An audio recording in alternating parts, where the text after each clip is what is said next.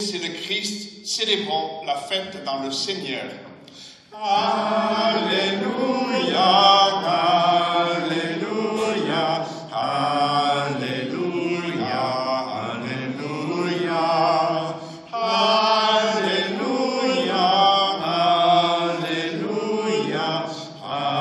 Alléluia, Amen. Le Seigneur soit avec vous. Et avec votre esprit. Évangile de Jésus-Christ selon Saint Jean. Gloire à toi, Seigneur. Le premier jour de la semaine, Marie-Madeleine se rend au tombeau de grand matin. C'était encore les ténèbres. Elle s'aperçoit que la pierre a été enlevée du tombeau. Elle court donc trouver Simon-Pierre et l'autre disciple, celui que Jésus aimait, et elle leur dit « On a enlevé le Seigneur de son tombeau et nous ne savons pas où on l'a déposé. » Pierre partit donc avec l'autre disciple pour se rendre au tombeau.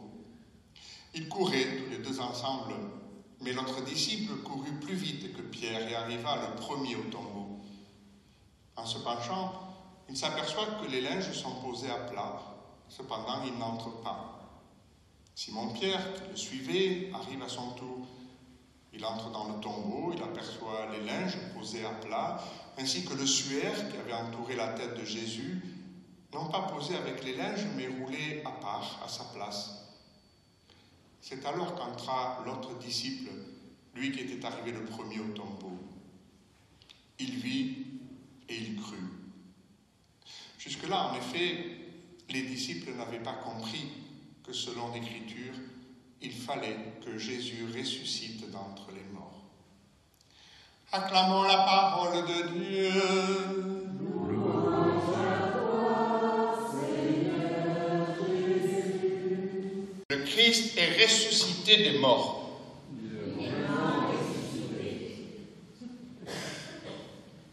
On la refait quand même. Le Christ est ressuscité des morts. Il est vraiment ressuscité. Ça suffirait comme homélie aujourd'hui. Qu'est-ce qu'il y a d'autre à dire? Le Christ est ressuscité des morts et il est vraiment ressuscité. C'est ce que nous redit le texte de l'Évangile, on le connaît bien, chaque année on l'entend.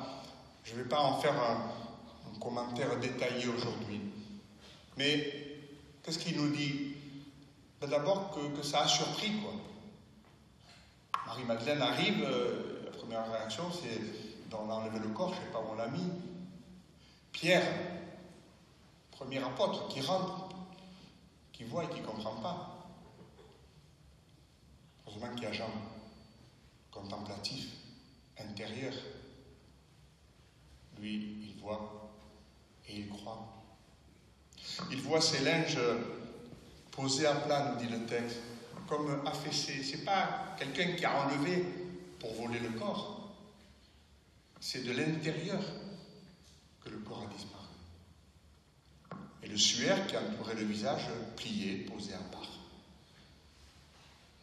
C'est ça qui fait se rappeler aux disciples ce que Jésus avait annoncé. Mais ça n'a pas été tout à fait évident au départ. Même si se sont rappelés, le texte nous dit, c'est ça qui m'a marqué cette année, cette petite phrase. Jusque-là, en effet, les disciples n'avaient pas compris qu'il fallait que Jésus ressuscite d'entre les morts. Ah oui, il fallait que Jésus ressuscite d'entre les morts. Non pas uniquement pour nous rassurer, pour donner sens à notre célébration ce matin ici dans cette église, parce que de fait c'est ça aussi. Si le Christ n'est pas ressuscité, c'est pas la peine qu'on se retrouve là. Bon, l'église est jolie, très bien, mais c'est du patrimoine à ce moment-là. Il fallait que le Christ ressuscite. Pas uniquement pour aujourd'hui, pas uniquement pour l'église, pas uniquement pour le peuple d'Israël. Il fallait que le Christ ressuscite pour toute l'humanité, pour le projet de Dieu. On a entendu dans les lectures de la Vigile, dès le début, la création, c'est quoi? Ben, c'est ce projet de Dieu, qu'il y ait quelqu'un d'autre que lui. Nous. La création, l'humanité, à son image. Alors cette histoire, on le sait, elle est mouvementée. On nous parle d'esclavage, on nous parle de libération. Rappelez-vous, cette sortie d'Égypte. Parce que Dieu ne veut pas des marionnettes en face de lui. Il veut des hommes et des femmes libres. Parce qu'il faut être libre pour aimer. Sinon, ça ne veut rien dire. Mais cette libération, c'est toujours compliqué, on le sait bien. On a toujours, nous, nos petits esclavages, nos petites addictions, notre péché qui est là, qui nous colle à la peau. Les prophètes aussi continueront, on a entendu là encore, dans la nuit de Pâques, à rappeler que le projet du Seigneur, c'est ça, libérer ses chaînes. Nous laisser libérer, non pas seulement nous libérer, non, nous laisser libérer. Parce que c'est lui qui nous rend libres. Si le Fils vous rend libre, alors vous serez vraiment libre, dit Jésus. Et puis, eh bien, ça vient jusque-là. Pas seulement nous libérer de nos petits travers, de nos péchés, mais de ce vieux péché de toute l'humanité, de cette désobéissance à Dieu, de cette crainte vis-à-vis de Dieu. Voilà, le Christ nous libère de la mort, de la peur de la mort, de la peur du mal. Le Christ n'a pas peur du péché, n'a pas peur de la mort, n'a pas peur du mal. Il en est le vainqueur. Oui, bien sûr que pour nous, il y a encore cette crainte. Mais c'est un chemin de libération. Saint Paul nous le disait. Si vous êtes ressuscité avec le Christ, recherchez les réalités d'amour. Vous êtes passé par la mort et votre vie reste cachée dans le Christ, notre Dieu. C'est en Christ que nous vivons. C'est lui que nous laissons saisir notre vie. Je voudrais pour finir prendre cette image de Saint Jean. Il vit et il crut. C'est aujourd'hui finalement aussi tout le sens de la foi, hein, puisque c'est le cœur de notre foi que nous avons renouvelé dans la nuit de Pâques. Et souvent il y a cette phrase-là, « Ah, vous savez, moi, je crois que ce que je vois. » Moi, je crois que ce que je vois. Enfin, moi qui suis de formation scientifique, je ne crois pas ce que je vois.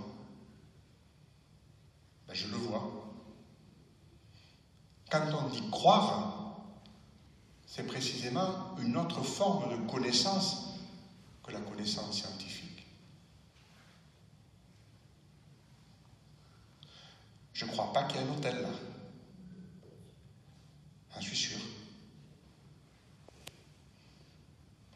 Par contre, je crois que le Christ ressuscité, il est au milieu de nous.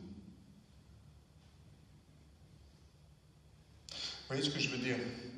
Bien sûr qu'aujourd'hui, elle est sensible à cette connaissance scientifique. On a besoin de choses sûres et ça nous rassure. Bien sûr que chaque matin, on ne va pas se demander si le soleil va se lever ou se coucher, bien sûr. Mais j'ai souvent dit quand même, ce qui me fait vivre, ce n'est pas les choses que je vois, c'est les choses que je crois. L'amour, l'amitié, la présence de Dieu. L'amour aussi, bien sûr, qu'on en a des signes, heureusement. Mais vous le voyez, vous, l'amour? Sinon, les signes d'amour. D'ailleurs, ça montre bien qu'on n'en est jamais tout à fait sûr de cet amour de l'autre. Cet amour de l'autre pour nous, ou même de notre amour pour l'autre. Mais c'est ça qui fait vivre. C'est de croire. Notre foi, elle ne repose pas sur rien. Non, elle repose sur ce témoignage des premiers disciples, des premiers apôtres, qui justement ne s'attendaient pas tant que ça. Ce n'était pas programmé comme on pourrait nous l'imaginer avec 2000 ans de recul. Ça n'a pas été évident. On sait bien dans tous les récits des apparitions, encore dimanche prochain, avec saint Thomas, combien les apôtres eux-mêmes, les plus proches, auront du mal à accepter, à reconnaître le Christ. Et pourtant, ensuite, c'est ça qui va les faire partir dans le monde entier. Annoncer cette bonne nouvelle. Eh bien, c'est à nous aujourd'hui que c'est confié. C'est à nous aujourd'hui que cette bonne nouvelle est confiée. Alors, comme dit saint Paul, voilà, cette résurrection, ce n'est pas uniquement d'en parler, bien sûr, c'est de le vivre, d'en témoigner. Que le Christ nous assure que l'amour de Dieu que nous recevons et nous sommes invités à partager, il peut être plus fort que tout. Plus fort que la haine, plus fort que le péché, plus fort que la mort même. Accueillons cette parole, accueillons cette bonne nouvelle et comme les femmes au tombeau, comme les premiers apôtres, bien soyons nous aussi aujourd'hui ces témoins. Oui, le Christ est ressuscité d'entre les morts. Il est